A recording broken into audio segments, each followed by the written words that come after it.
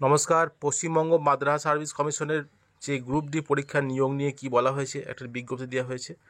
তো first SLST NT 2010 group D পরীক্ষার নিয়োগ সংক্রান্ত বিজ্ঞপ্তি।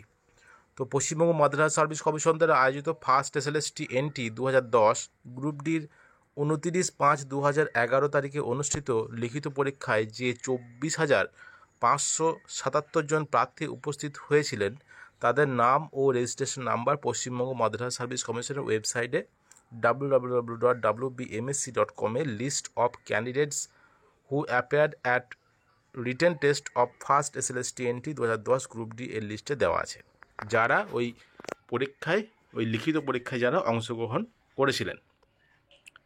এই 24,577 জন প্রার্থীকে আর কোনো লিখিত পরীক্ষা বা রিটেন টেস্ট দিতে হবে না।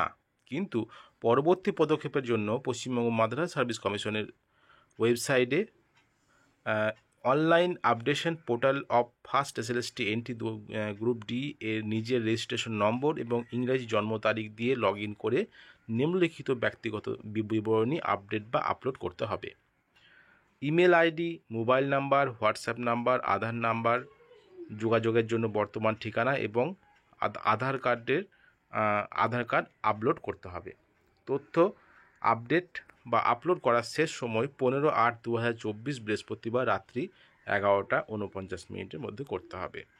আর তথ্য বিবরণী আপডেট সংক্রান্ত কোনো অনুসন্ধানের জন্য নাম্বার দিয়ে দিচ্ছে, এখানে জানতে হবে। দেখতে পাচ্ছেন বা পশ্চিমবঙ্গ মাদ্রাসা সার্ভিস কমিশনের সচিব এই বিজ্ঞপ্তিটি করেছেন। যারা লিখিত পরীক্ষায় অংশগ্রহণ করেছিলেন তাদের আর নতুন করে লিখিত পরীক্ষায় আর অংশগ্রহণ করার কোনো প্রয়োজন নেই।